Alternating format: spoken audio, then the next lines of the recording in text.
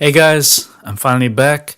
Sorry I've been so slack with my vlogs and that. I've just had a lot of things going on. I went through my month of Ramadan, my fasting season, so finished that. And I'm moving place this week. So just a few life things, but no dramas. Everything's cool. But I've just been meaning to get back into doing the vlogs, but yeah, so it took me a little while. But I also started production on my EP, and I'm really excited. I'm working with one of my really good friends, Vaughn. Shout out to Mitzi or Vaughn.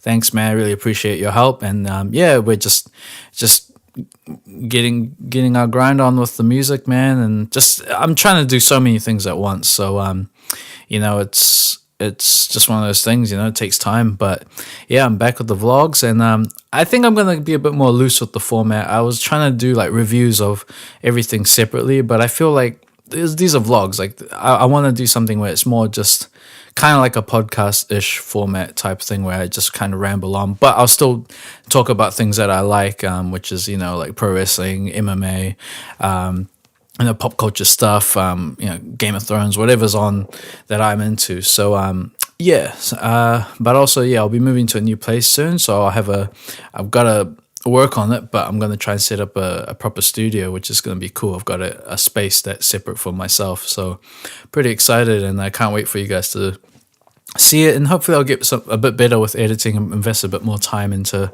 how I produce these videos. But for now, just bear with me. Anyway, so I'm gonna go into a few things.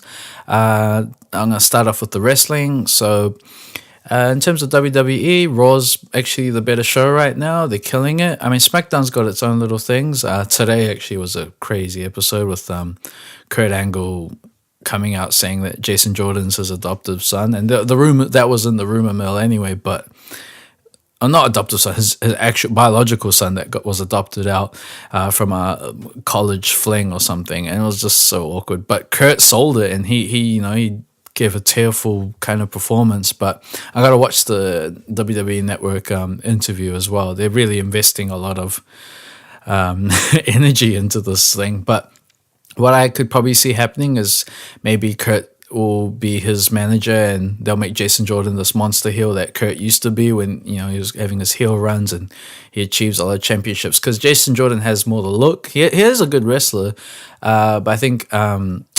Jordan Gable. I forgot the not Clark Gable. That's anyway, Gable, whatever his name is. He's more the better wrestler, and they're showing that on SmackDown with him wrestling AJ and all those guys. Shout out to Eddie for pointing that out. Those are Eddie and Vince. Also, they're my wrestling buddies. We've got like a little chat group called Wrestle Mafia, so I'm trying to make it a thing. So we'll be doing these monthly podcasts. We actually due to do one soon. So when I move into my new place, I'll get that all done, and we'll just go and delve more into the wrestling world. But Samoa Joe and Braun Strowman are the real stars of wrestling right now for Raw anyway. SmackDown's all good. It's just, I mean, AJ's got the US title. I like that. But yeah, it's like it's kind of getting a little stale. So hopefully, I mean, Jinder won the title, but not much. It's just him and Randy. Once the Punjabi prison match is over and done with, hopefully they'll end that feud with RKO, and I'm guessing Cena is gonna be the one to beat Jinder. I don't really see anyone else that's capable of doing it now that AJ's the US champ. But yeah, we'll see how that goes. And I've been kind of following a bit what's going on in the indie circuit, more to do with the New Japan and the Ring of Honor side, with Cody being the ROH champ, which I'm really stoked about, and Kenny winning the inaugural US title for New Japan. So that was interesting. It's like, oh well, it's kind of like a consolation prize for him. But I really hope he does win the trilogy, the end of the trilogy match between him and Okada, because Kenny he's the reason why a lot of people are watching New Japan overseas now. He's an amazing superstar of a wrestler, and he's a real wrestler, man. He can do it all. He's got a good gimmick, which that helps, but also his actual technical ability is amazing for a guy of his body type. Like, he's buffed up, since climbing the ranks from a junior heavyweight. It's funny because I actually watched a clip of when AJ won the New Japan title, and he was introducing everyone, and Kenny was just this weird. He was just this crazy character. He wasn't anything really that cool, you know. He didn't look cool. He was smaller. He looked weird. And to see where he's at now, he's just, you know, everything worked out perfect for him. And now he just needs to win that title and then come to the big leagues, as they say. And I've been following a little bit of TNA where I can, or Impact Wrestling. It's all in shambles with Alberto being suspended recently. I know they do pre-tapings and all that, but it's just such a weird thing. But I saw recently Alberto and Lashley took on LAX, and it's a weird thing. And they got 2 titles with Alberto. Got he's the Impact champ, and he's also the Global Force Wrestling. It's just so messy, and I don't really like watching Impact because the crowd creeps me out. They just I don't know. I don't want to be mean, but it's not really my thing. I mean, even NXT's better with their crowds. I'm being a hater. I know I'm being a hater. I apologize. But anyway, yeah, so wrestling it's going good. I think for the most part, Raw is really the most interesting thing right now, and it's really just with the Joe Brock feud that was awesome. Joe is on fire, and I just think it's awesome how these TNA guys have just transitioned so well into WWE and NXT. I mean, with Bobby, you know, being the king of the NXT world right now, and AJ for SmackDown, and Samoa Joe arguably for Raw. I mean, it just speaks volumes for the TNA product for what it was. You know, it was a really good. It was a bit of a contender back in the mid to late 2000s, but you know they drifted off, and you know with the Broken Hardys back, well, Team Extreme for now, but I can't wait to see them bring in the Final Deletion kind of stuff into the, you know, the Broken Matt gimmick more. He's slowly doing it, and I don't know where they're at with this lawsuit, because it's always saying, you know, apparently they had already agreed on something, and then on Impact side they're saying no, we didn't agree on anything. So who knows? But you know, Matt's already slowly showing a little bit of it, you know, saying simply delightful and all that kind of stuff. And yeah, we'll see, because I'm kind of getting bored of the tag act. They won the titles, it's cool. They lost the titles, now they're feuding with like what are the Revival guys like. And I always find it funny how Bullet Club, well, Cody in particular, is always, you know, saying fuck the Revival, excuse the language. But yeah, I actually did a blog yesterday, and I realized I had too much cursing in it, so I'm really trying to reduce that, because it's not a good look, you know. I mean, I will slip up, I mean, that's fine, but me saying the F word or whatever every couple words, I think is pretty stupid. So and I gotta work on saying so yeah, I'm trying, guys. I'll try to be more conscious. I'm about to say, I'll try not to. So, yeah, WWE's great. UFC now. I said again. The Conor Floyd thing, I don't know if you count that as MMA world. It's more boxing world, but it's got Conor, who's the biggest MMA star in the world. I watched most of the press conferences with the world tour and stuff, and it's cool. Well, it is what it is. I mean, the Toronto one was sick. I mean, Drake was there, and it was like a concert. But I just feel Conor's kind of making himself look a little bad. I don't know. I'm kind of rooting for Conor, but because I've always rooted for Floyd in terms of if he was fighting a regular boxer, I always go on Floyd, because I know he's a winner. He's a champion. The mentality of a champion, the style of a champion, he hits and doesn't get hit. You know, like everyone knows how great Floyd is as a boxer. As a person, well, he's a businessman. You know, he also learned a lot from the wrestling world with his, you know, Money Mayweather persona. But I mean, yeah, like, I mean, he beat up his missus, so I've never really respected him after that. But, I mean, as a person, but as a boxer, Floyd's the best. He always will be the best until Conor knocks him out. I have this funny feeling, man. Conor's just a strange dude, but I don't know, because, you know, how rigged boxing can be. So we have to really see how real this is going to get. But I predict Conor's going to... I feel Floyd's either going to win by decision or Conor's going to knock him out. Conor ain't winning a decision. Conor has to catch him. He has to find a way to get in there and just catch him, man. That's all it takes. I believe Conor has the power. But more than likely, it's going to be Floyd winning by decision. I want Conor to knock him out, because I like crazy stuff to happen, man. You know, I'm one of those guys. But it's very unlikely. And I know a lot of people hate me for saying all of this stuff. I mean, they were like, "Are you crazy? Floyd's gonna, box his face off." I was like, "Is he though?" I know what you're saying, but Connor's he's no joke, man. He's not stupid. His coaches aren't stupid. He didn't win 2 world titles simultaneously in the UFC, arguably the most, watched fighting promotion in the world right now in all combat sports. I mean, boxing's always been big. Let's not get it wrong. But in terms of where pop culture and popularity wise right now, it's more trendy to watch MMA. And I don't watch MMA because it's trendy. I like watching martial artists fight to the best of their abilities. And I've never really cared that much about trash talk and stuff. It's cool, it's a bonus, but that's why I watch professional wrestling. But at the end of the day, for me, my favorite fighters are always the best fighters. That's it. Whoever wins the John Jones DC fight, which they're hardly talking about really. I think it kind of picked up a little today with some trash talk between John Jones and DC, but they're really, the Conor Floyd thing is overshadowing it. But whoever wins that fight is the greatest fighter right now. I believe John Jones so far is the best fighter. Like, Conor is a big name, but he's in a smaller division. But for pound fighter, a guy that could knock out even the heavyweight downwards, it's John Jones, man. John Jones, if he bulked up to heavyweight, who knows what kind of devastation he would give, So I'm not really looking forward to that fight. I'm actually looking forward to the Damian Maia versus Tyron Woodley fight.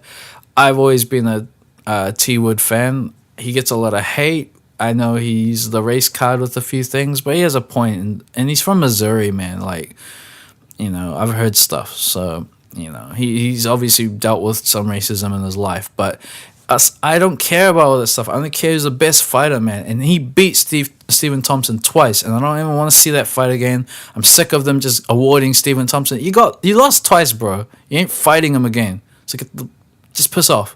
It's Damian Maia's time, and I don't know. Poor Damian Maia had to go through. He had to wipe out the whole division to even get his title shot. But alas, he'll finally get it, and I can't wait to see it because it's going to be wrestler versus jiu-jitsu practitioner. Except T Wood is more of a balanced MMA fighter with his knockout power. Will he be able to use it? We'll see. If Damian Maia can get his jiu-jitsu game on, it's going to be harder though because Tyron Woodley's he's a very powerful and explosive fighter, and it's not like he doesn't know jiu-jitsu himself. He's a professional MMA fighter and the UFC welterweight champion, one of the hardest divisions to compete in. I think most of the divisions are hard, but welterweight's always had that that history of really good fighters. I mean, they had GSP, Rory McDonald, Robbie Lawler. He still has Robbie Lawler and all that, but yeah. And speaking of Rory McDonald, Bellator, man, it's we saw what happened. Bellator's a strange one because I barely got through that Chael Wanderlei fight. I had to skip through it. It was terrible. Just basically dry humping each other in the cage. It was just very awkward to watch. But he beat the crap out of Wanderlei. Wanderlei should. It's like, dude, you didn't learn any jiu-jitsu and you're Brazilian. Like, we get it, you're a striker, but you didn't learn any jiu-jitsu, no wrestling, no grappling, nothing. He got taken down like an amateur. It was just ridiculous. But yeah, I saw that, and man, Fedor getting his ass knocked out. It's obviously Mitrion is way bigger, and Fedor was his time is up. I guess he had his time. Everyone has their runs, man. MMA is a very unforgiving sport, and this is what happened. I mean, look what happened to Anderson Silva. But it's quite crazy to see where Anderson is now and see where jeez, I've already forgotten the poor guy's name. Chris Weidman. See, I've already forgotten. Chris Weidman's out of the picture now. He's terrible. He gets his ass kicked all the time. But someone who doesn't get his ass kicked and is now the interim middleweight champion is Australia and New Zealand's own Robert Whittaker. Yes, he is born in New Zealand and he grew up in Australia, so we can both claim him. And he is awesome, man. He's my favorite fighter right now because of the fact that A, he's an amazing martial artist. B, he carries himself well. And he beat Yoel Romero, man. Dude, he could have knocked his ass out, I reckon, if he had a bit more... well, I don't know. Yoel Romero, nobody, I think he got knocked out once in his career, and that was his only loss, and it was years ago. But Romero was...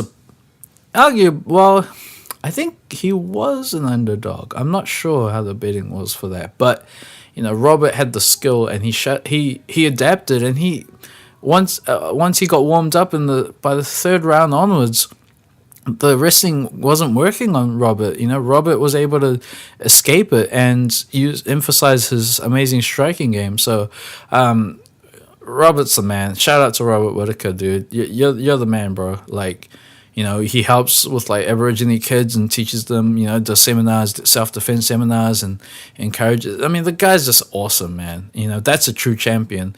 And then you got Michael Bisping, who I'm a fan of, but he comes in, tries to do this stupid fake ass promo. He's like, take this belt and blah blah blah. It's just, I know you're trying to sell the fight, but you don't have to do that stuff all the time. But I know there's ratings and all these other factors, but it's like, I didn't know this was WWE, man. I thought this was fighting. I thought this was martial arts. Like, I just don't understand why they have to. Connor is a gimmicky guy. That's his persona, though. I know Kevin Lee's kind of doing that thing as well, but some of the guys it just seems awkward when they do it, and I'm not a big fan of it unless it's someone who's naturally good at it, like Conor McGregor. But Connor in these boxing conferences, I just wasn't a fan. I think Floyd kind of carried himself better, just he didn't really have to. I mean, Floyd's trash talk was kind of terrible when he did do it, but it was mostly hard work, hard work, and his he kept doing this thing. I was like, bro, it's just because Floyd's so used to guys not having a personality, but at the same time he's very clever because he's letting Conor do all the work, and he's just thinking, yep, talk it up, you're helping sell the fight, I don't have to do too much, but I'm gonna whip that ass. So we'll see. Logic says Floyd's gonna win by decision, but I feel Conor's gonna knock him out. Like, my heart wants Conor to knock him out, just because it will be fucking crazy, man. Like, holy crap. So yeah, that's the fighting world for me. It was MMA and I guess a little bit of boxing. And what else? Well, Attack on Titan. So time for some anime stuff. So Attack on Titan season 2's done. And it was great. It was very impactful, emotional, and they're getting. And I know that next year they'll have the season 3 episodes, which is great. It's probably better that they did it this way. And I just love Attack on Titan. I'm up to where the manga is right now, and the plot keeps thickening, man. But they're focusing more on the Mali characters right now. So if you don't know anything about the manga, then probably skip a bit of this. But if you are keeping up with the manga, then you'll know that about the whole Mali situation, and where Eren and them are right now, and the fact that Eren and them pretty much they possess. Well, they've got Eren as the coordinate and the attack titan. They've got Armin as the colossal titan, and they've also got Annie, who's still in a cocoon state as far as we know, but there's been a large time skip, so I'm hoping she's now on their side, because she did sympathize with their characters. And I think if she sees the hope that the Eldians can get, dominate once again. I mean, it's such a crazy story because there's no real good guys in this. And now that they've been showing the Malayan side of things with the Eldians, like Reiner and all these new kids, it shows it paints a different picture. It makes you realize they're all kind of screwed, like they're all just doing what they can for survival. But I mean, obviously we want Eren and them to, tear Marley's ass up. We want them to reign supreme in this whole thing. So Attack on Titan's the shit, man. I love it. I love that series. And I love spoiling it for people that want to be spoiled, especially, because I've just listened to so many people break down the history of the Titans, and I've kept listening over and over. And there's some guys, Mangastorian's really good, Leaping Titan, shout out to those guys. They've got awesome channels on YouTube, and they kept me informed. And actually, I've gotten into listening to some manga, like kind of like audiobook stuff of Berserk right now. So Berserk's so gruesome. I remember watching clips of it when I was younger and thinking, what is this ruthless medieval anime right now?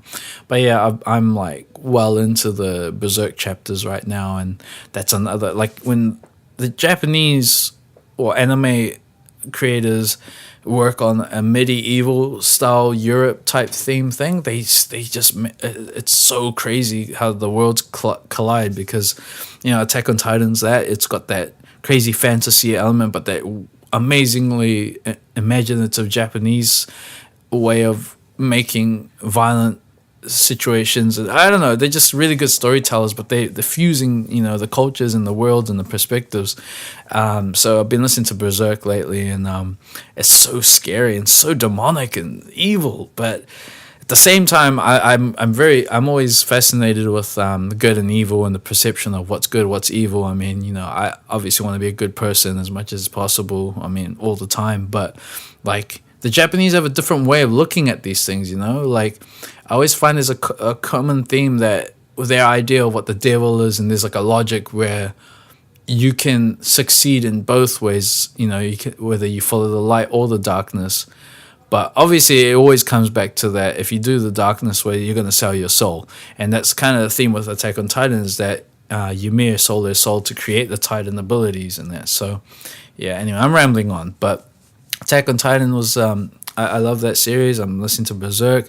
And lastly, Dragon Ball Super. So, Tournament of Power has been an interesting saga. This coming week's episode is going to be my favorite, I'm guessing, because I'm all about the Saiyans. I don't really give a shit that much about the other universe fighters, but I mean, Jiren, I want to see him and Goku go at it and find out Goku's limit breaker form that they're talking about. But what I really want to see is Kale and Caulifla and them just go at it with the Universe 7 guys. So that's going to be in an upcoming episode. And, Kale is going to let out her Super Saiyan Berserk state. So now they've confirmed that that's the name of that state with the green hair. It's Super Saiyan Berserk. Whether that applies to Broly, not quite sure. But for Kale's situation, at least, they've classed it as Super Saiyan Berserk. So, yeah, I hope they maybe explain it better too, like as to why and how she's able to achieve this form. We'll have to wait and see with this coming episode. But been hot and cold with the saga because I was so in love with the Trunks saga. I even got a little Goku black figure here, and I've got like a whole bunch of like Goku Trunks, and I bought these like little action figures. I'm such a geek.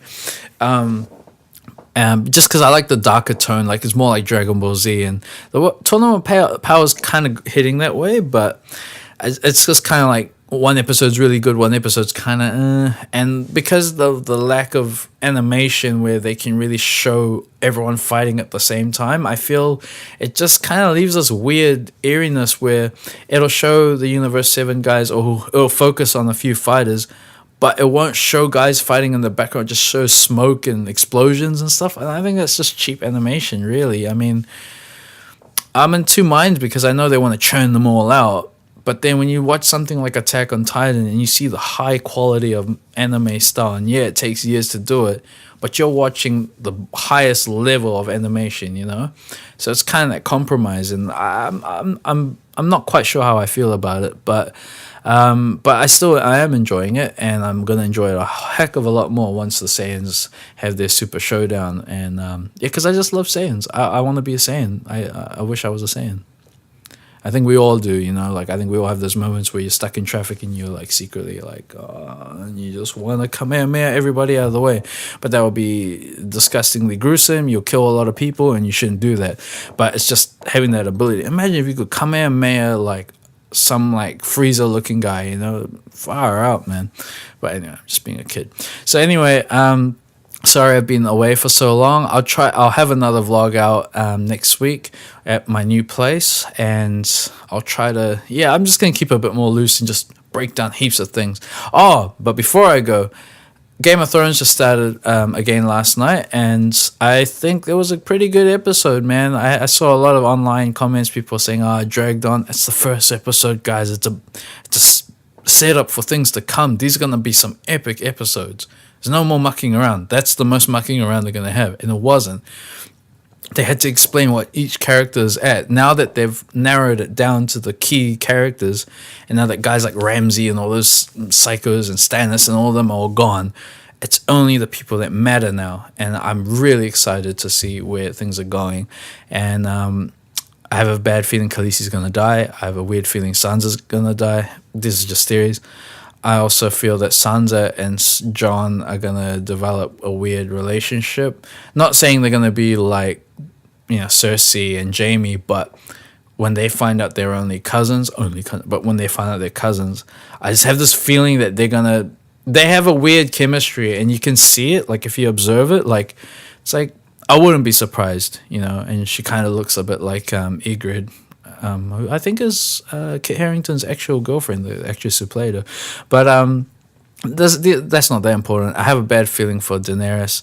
I like the pirate guy, how he tried to Greyjoy's uncle when he rocked up with his like rock star pirate gear. It's semi-medieval, semi-modern gear. I was like, look at this. It's so stylish, this show, how they get everything so cool looking.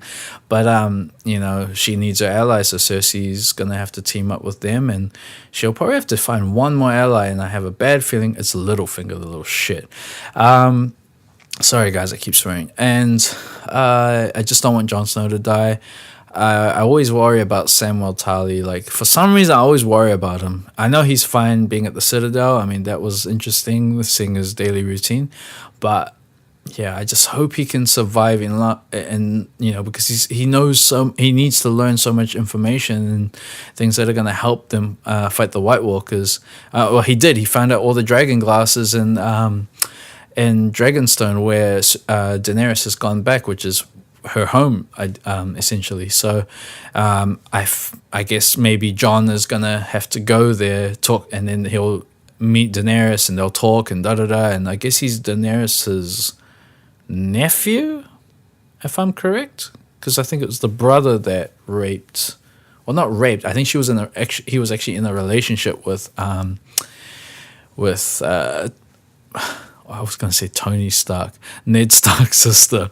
So, but they're related, and it's going to be interesting seeing those characters interact, or maybe they're all going to team up, take out King's Landing, and then all form an alliance to fight the White Walkers. Who knows? Because there's only one more season after this, and I'm actually kind of glad. So, yeah, there's so much stuff. This is a bit of a long vlog. I hope you enjoyed what I was talking about. I know I dragged it on, but I just had so much to talk about, and yeah, I just feel bad for being out of touch. But when you got life is so unpredictable. Things happen, and you just got to roll with it, man. And that's what I'm doing as usual. So yeah, shout out to my man Vaughn, and thanks to everyone for watching. And I really want this channel to be something. I just I need to put more time into it, and I'm well aware of it.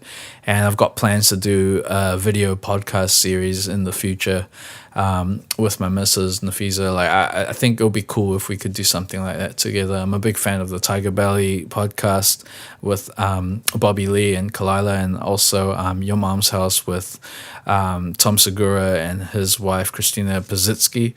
I like how the couples kind of that dynamic, and we'll bring people in as guests, and we'll just, because I can be more goofy if my missus is there. She can be the more mature one. I'm not that good at doing that stuff. I can be serious, but half the time I'd rather be more sarcastic and be a goofball, so these are all things I'm putting out there in the universe, and hopefully I'm working towards that as well. So yeah, appreciate the time, guys. Thanks for watching. Subscribe, let your friends know, like, help me out, man. Support a brother.